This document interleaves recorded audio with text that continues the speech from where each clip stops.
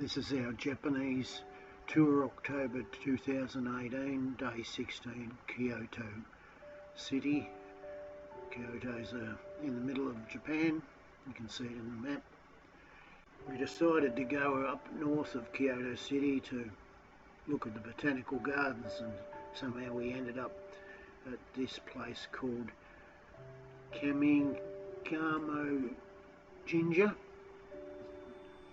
And it was really quite beautiful. A long way to go from the city, but it was very quiet and very few people. If you pause this, you can get to read something about it.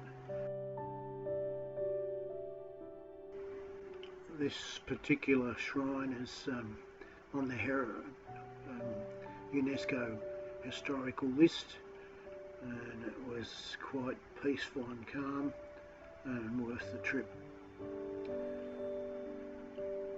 It's on the Kamigamo River, and it's the smaller of two shrines of the same sect.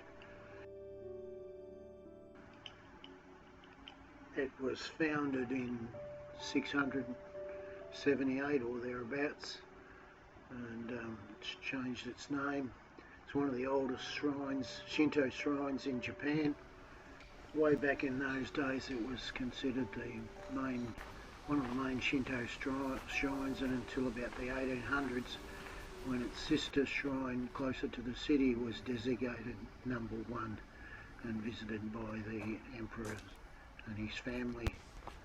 So this was relegated to second place.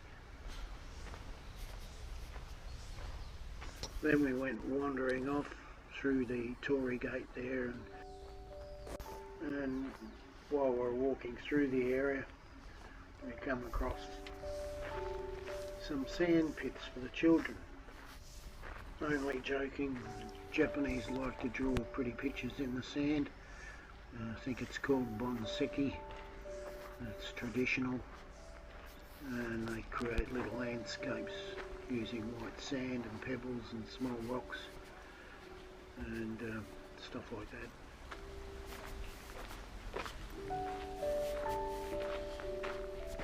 Then we walked a fair distance to the Kyoto Botanical Gardens, and that was a sheer delight. I like the peace and tranquility of gardens. We were actually surprised to find not just one botanical garden, but huge amounts of different gardens in different styles and formats, and it was truly a lovely place, lots of flora and fauna, and a gorgeous place to visit. We were there in autumn, so we got to see all the colours of autumn.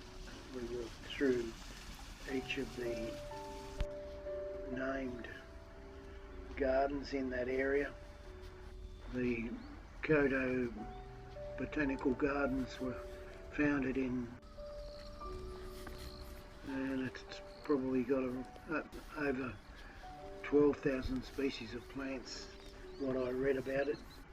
And it's the oldest and most comprehensive botanical gardens in Japan. It became disused in 1945 during the war years, and then became a public place in 1961 and was revitalised. Then we caught a subway train to the Kyoto Railway Museum, and the first thing you see is the old steam trains and local train and the Shinkansen bullet trains all lined up in a row. And there's platforms to walk down and look at each of the different trains. The carriages. This was a steam train, and I forgot which one. There was a dining car. It was an actual restaurant. People were using to eat food, but my wife doesn't like to spend money on food, so we just wait for the supermarket. And some of the other carriages had other memorabilia and models and stuff to look at. stories to read. I didn't hang around for those. Here's some electric trains, and there's a very old steam train, and then some other Shinkansen diesel locomotives, pre-war steam trains. Not sure what these ones were, I've never seen this particular one before. Got the shunting trains and a lovely little three-wheeled Japanese car, and then we saw the models. Boy, was it a big model train set up. As we moved through the coffee shop and information area, I think this is more steam trains, and this bloke, he just seemed to be waiting around for us to enter with a video camera to take off with the trolley. On the outside we got to see the turned table and roundhouse, and lots of old restored steam trains and other trains, of course.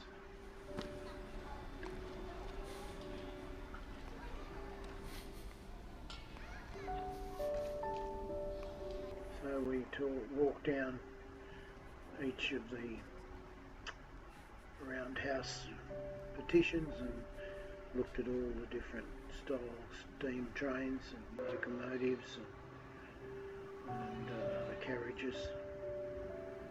And here's another picture of the turnbuckle, or whatever they call it. You could pay a fair amount of money to every half hour to ride on this steam train with the tourist carriages, but we didn't bother.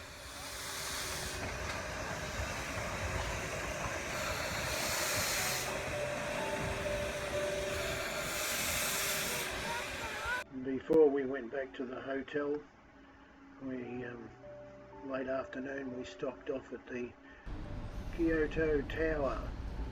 This was built in 1963 and 130 odd metres tall. Some people don't like it.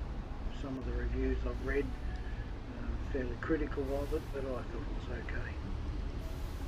And you take the speed lift up to the top of the tower and get to look around at all the beautiful sights of the city. And this, you'll see this moon in the background before the sun went down. So the turbo lift, had to wait for your turn. There was a line of people, and you'll see the display boards or screens in front of the viewing platform and some big binoculars. And it's quite a nice view. The blue light made it better for your eyes so that you could actually see the city sights. But when it came to taking the selfie, that didn't turn out that well. On the way back to the hotel we got to take a picture of it during the night time, and for a change our cameras actually worked. So then we caught a subway train back to the hotel, and this video was produced by myself, and it's the end of another exciting video of our Japanese tour, October 2018, Kyoto City on day 16.